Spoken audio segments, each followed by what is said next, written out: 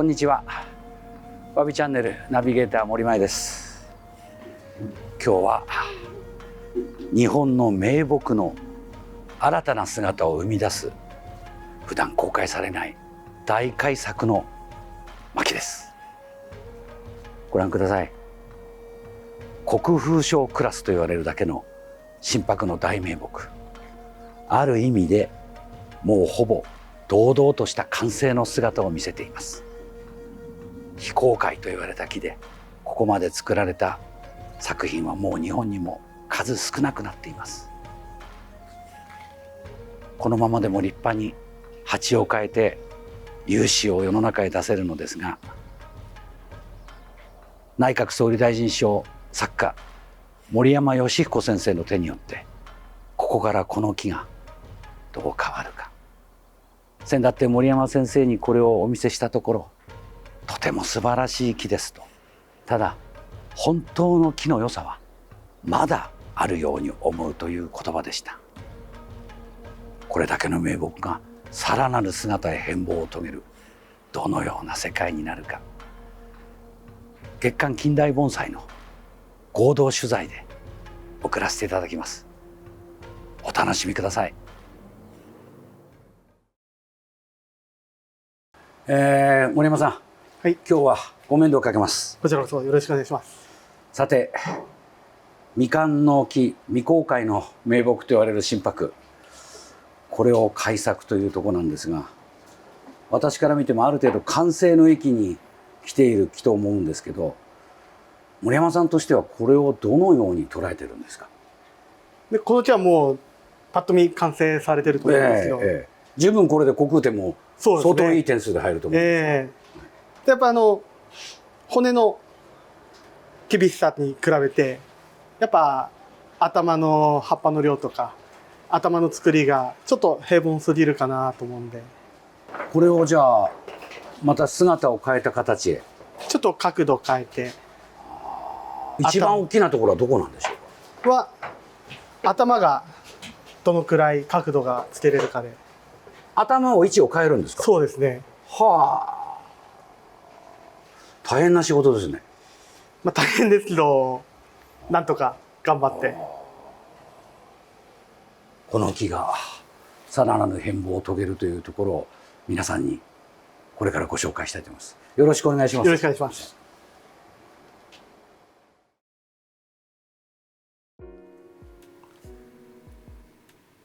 一度仕上がった木を改作へ変貌させる、作家冥利の仕事ではありますが、数百年を生きた名木をそこからまた傷つけ、災害のような力を与え、新たな姿へ導く真剣勝負の中に行われる一番大切なものは、樹幹を曲げるというために幹に溝を掘り、そこから穴を開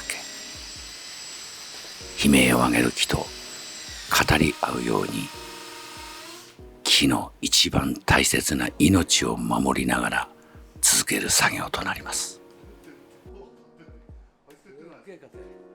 森山先生は名将木村正彦先生のもとで6年の修行を経てこの技を身につけました。名木を扱う回数が減る今の日本の盆栽界、彼は次の時代の木を作るために木と語らうというよりも戦うような仕事を続けています。樹幹を上に上げる、そのために樹幹の芯なる部分を削りそぎ取り、ここまでがこの木の限界だろうというところをドリルを使い、のみを使い、生きてくれ、立ち上がってくれ、そのような思いを込めて作業は続いています。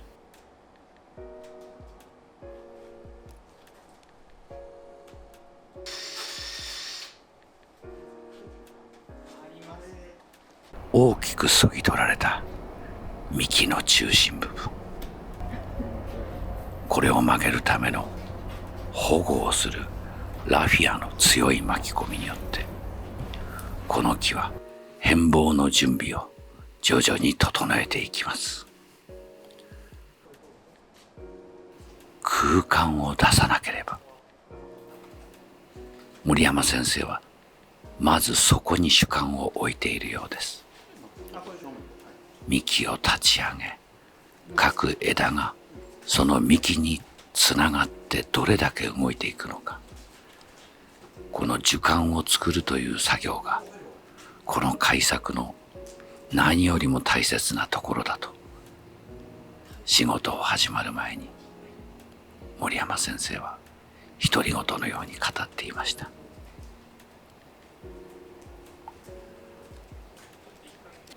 針金をかけるように手で曲がるものではありません。手こりを押して太い鉄筋の力で音を立てながらでも上げていく。補助役を得て木の変貌が始まります。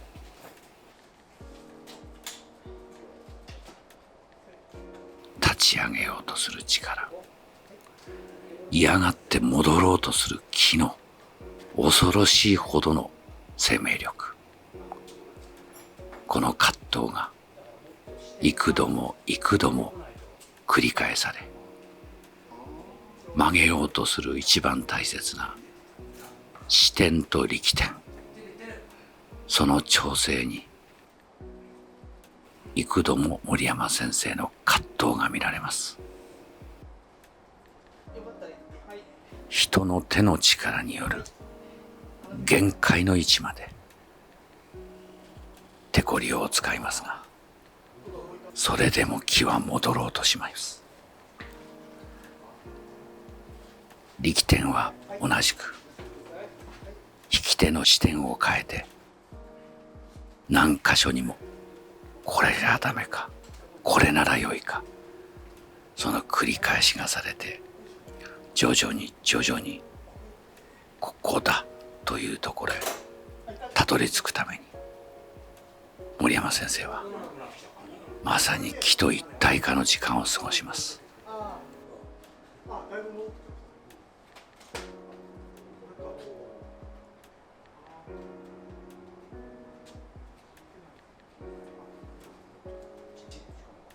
引き手の視点をさらなる上へ、どこへ持っていけばこの樹幹は上がるのだ。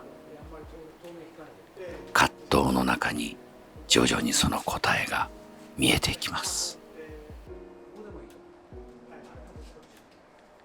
果たしてこれだけの苦悩をこれだけの樹齢の木に与えることが正しいものなのか、新たな完成の姿が答えになります。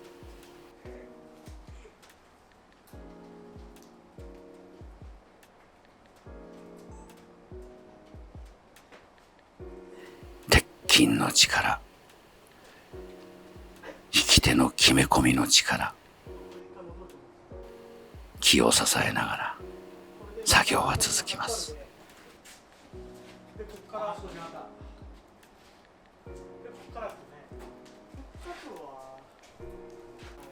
いよいよ最後の力技と仕上げが近づきます。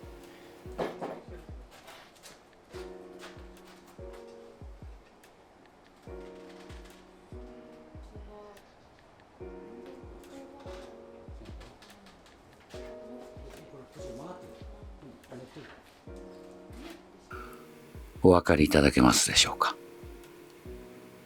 円錐形にまとめられた木が樹幹をもとに左側部分に各枝の間に空間が生まれます。森山先生が求めたのはこの心拍ならではの空間だそうです。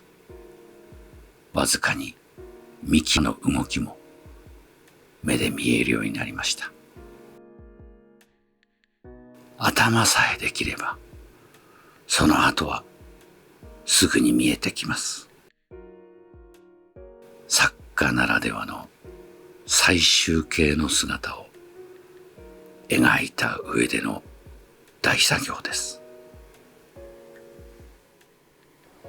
雲流雲を昇るという言葉があります。樹幹を上げることで各枝の空間が出る。その枝々を一つずつ整えながら、まさに老龍が雲の間を天に向かう姿にする。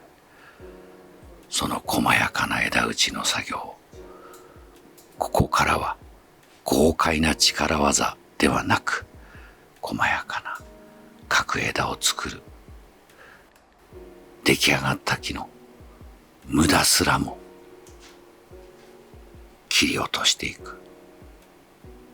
完成樹形が頭になければできない作業を森山先生はまるで仕上がりの姿がもう頭にあるがのように枝々を切り落としています。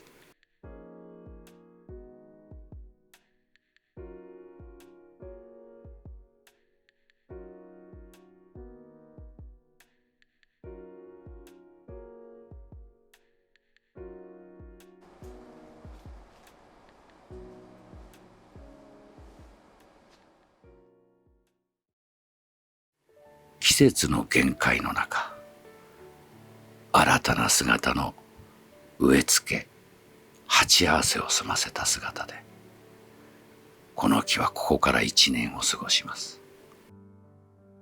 無理な根さばきをしないために、あえてまだ正面右側は根の塊が残ったままの植え付けになります。厳しい生きるか死ぬかの仕事。それもあればこのように木を守るために無理はしない仕事。この繰り返しが次のこの木の王者の姿を作り上げていきます。名木をさらなる名木へ。まさに大胆な仕事が第一段階が終わりました。森山先生、どうもお疲れ様でした。お疲れ様でした。見事に変わったなって私たちは思うんですが、こういう古い木をさらに変えていくっていうのはどのようなことを中心に考えていますか？やっぱ今まで作られてきた先人たちの気持ちや感性などを大事にしながら、でもやっぱ心拍らしい風格を大事にして空間とかを出すようにして作ってみました。なるほど。だいぶ幹が音を立てていましたが、大丈夫なんですね。ギリギリの仕事だったように見えますけど。はい。はい、ギリギリでした。まだこれで完成というわけではないんですか？そうですね。ここから始まりで、また来年根ほどきして、はい。で、また根っこを下げて。この部分をきちんと収まりよくしていくわけですね。でまた枝もこれからどんどん作っていきながら。なるほど。じゃあ本当のこの木が大名木へなるにはさらに数年ということですね。はい、まあ大型の木でこういうものを皆さんにご紹介できる機会を得たことをありがたいと思います。先生どうもいろいろありがとうございました。ありがとうございまし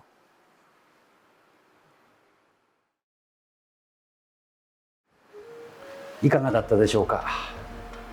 わびチャンネル久々の大型名木の改作。若き最初森山先生の技と心意気を見たような気がします。先生がおっしゃったようにこの木はまだまだここから変わる。盆栽は何度も何度もその姿を変え、作家の作風によって顔を変える。生き続けます。